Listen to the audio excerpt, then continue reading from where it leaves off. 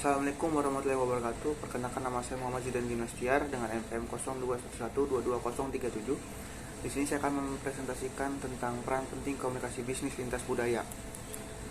Nah, yang pertama, pengertian komunikasi bisnis lintas budaya. Komunikasi bisnis lintas budaya adalah komunikasi yang digunakan dalam dunia bisnis, baik komunikasi verbal maupun non-verbal, dengan memperhatikan faktor-faktor budaya di suatu daerah, wilayah, ataupun negara. Apabila para pelaku bisnis akan melakukan ekspansi bisnisnya keluar daerah lain atau negara lain, pemahaman budaya di suatu daerah atau negara tersebut menjadi sangat penting. Artinya termasuk bagaimana memahami produk-produk musiman di suatu negara. Hal ini dimaksudkan agar jangan sampai terjadi kesalahan fatal yang dapat mengakibatkan kegagalan bisnis.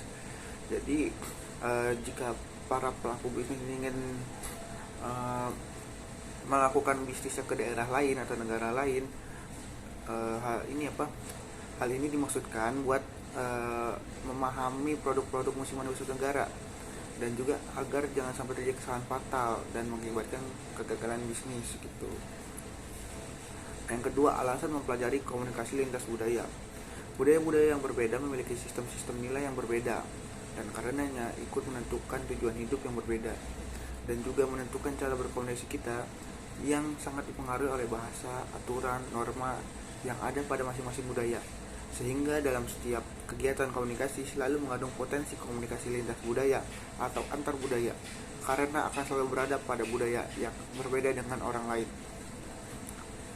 Mempelajari komunikasi lintas budaya yang dilihat berdasarkan aspek kognitif dan afektif, yaitu satu, menyadari bias budaya sendiri. Yang kedua, lebih peka secara budaya.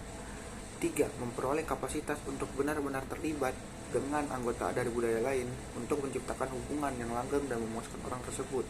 4. Merangsang pemahaman yang lebih besar atas budaya sendiri. 5. Memperluas dan memperdalam pengalaman seseorang. Pentingnya komunikasi lintas budaya itu ada mobilitas, saling ketergantungan ekonomi, teknologi komunikasi, pola imigrasi, dan juga kesejahteraan politik. Nah, ciri-ciri yang menandakan komunikasi lintas budaya yaitu sumber dan penerima pesan berasal dari budaya yang berbeda.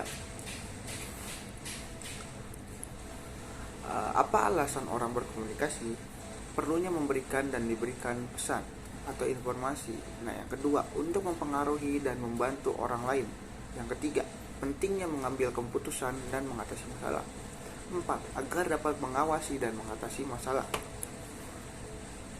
Komunikasi dengan orang yang berbeda budaya.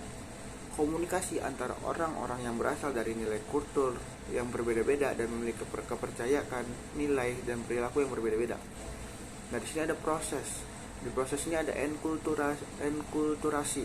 Nah, yang artinya budaya ditransmisikan dari suatu generasi ke generasi berikutnya melalui proses belajar.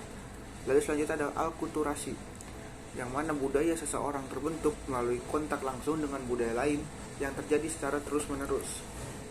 Yang selanjutnya ada hambatan. Di hambatan ini ada etnosentrisme, yang mana kecenderungan untuk menilai bahwa norma perilaku dalam budaya sendiri adalah lebih baik dibandingkan budaya lain. Lalu ada memahami perbedaan budaya atau parameter budaya. Yang pertama, gaya hidup yang unik dari suatu kelompok masyarakat tertentu. 2. Budaya dimiliki oleh seluruh manusia atau masyarakat sehingga merupakan faktor pemersatu.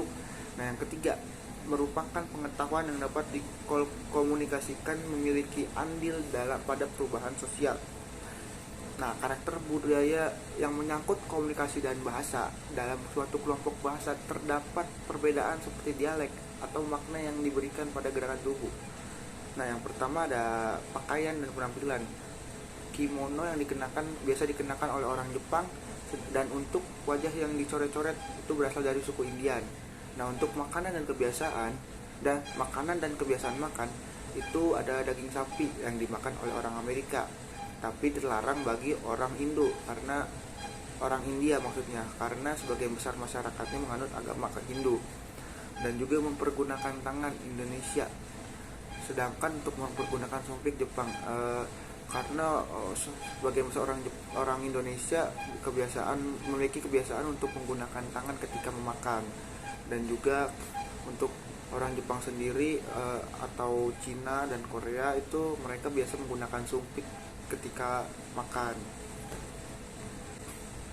Ya, sekian presentasi dari saya, kurang lebihnya mohon maaf. Wassalamualaikum warahmatullahi wabarakatuh.